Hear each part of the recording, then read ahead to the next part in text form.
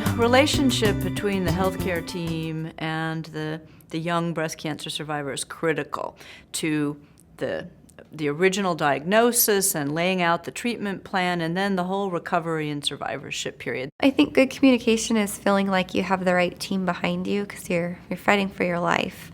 So you want to feel like you have the right cheerleaders. A lot of it, I feel like, has been conversations that I have initiated.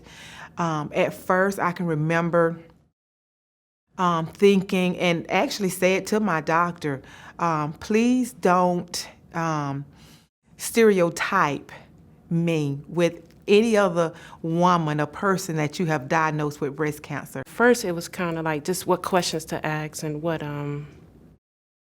how to ask them. Am I asking the right questions? Should I be on the internet Googling what she's talking about? One of the huge challenges of young women's breast cancer is that a lot of the answers that they would like don't exist. And some providers are more or less comfortable with just addressing that head on and saying, we don't know right now, but here's what we think and here's what we're going to try and find out. When you're first diagnosed, you don't listen to anything except that pounding in the back of your head, the repeating voice that says, you have cancer, you have cancer. There could be words that are spewed that you don't understand, and you just get overwhelmed and forget to ask questions and write things down. Because you see so many different doctors. You see your primary care, and then you see your general surgeon, and then you see the plastic surgeon, and then you see the oncologist. And so the communication difficulty there is keeping it all together. Which doctor do you call? Which nurse navigator do you call? For me, what was important was always having somebody with me that was a third party that didn't feel the emotions directly. We always encourage young women who are coming into our clinic, bring someone. Bring an extra pair of ears. Bring several extra pair of ears. I encourage my patients to record our visits together if they would like to. I also go home and I will do my own research so that I could be better informed on something that I may not have understood in the meeting, so that when I go back to the doctor, I can expound more and ask, better detailed questions. Be organized with your paperwork and start a binder, just shove it all in there. If you're not getting the answers you need or the time you need with your physician, there are usually other providers in the system who can answer a lot of your questions or who can help be your advocate. Those people that you attach to, I think, emotionally and who really listen to you, those are the ones to keep. And if you don't feel a connection, just get a new doctor. I wasn't comfortable with my first oncologist, so I had to seek out better care for myself.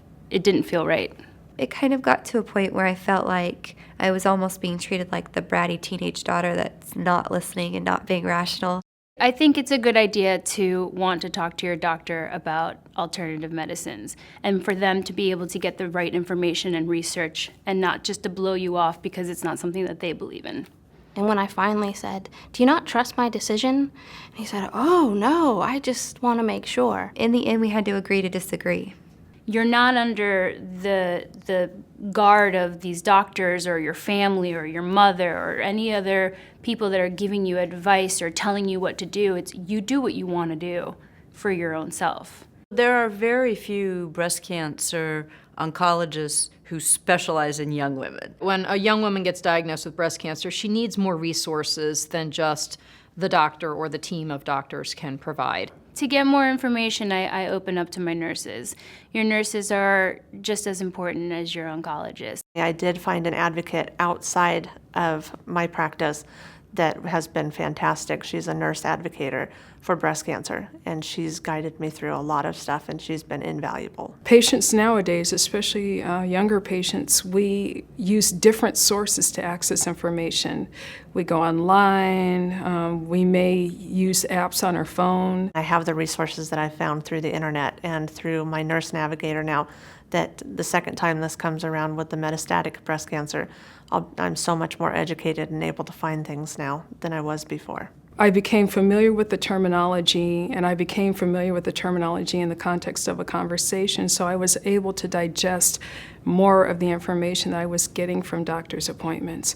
And that was important to me too, because that gave me a sense of control. Open line of communication on everything that's bothering you. You have to be able to go to your physician, speak to them about any issues, any concerns, and feel comfortable that your physician's going to take care of those concerns and listen to you. If you don't have that, then it makes the journey much more difficult.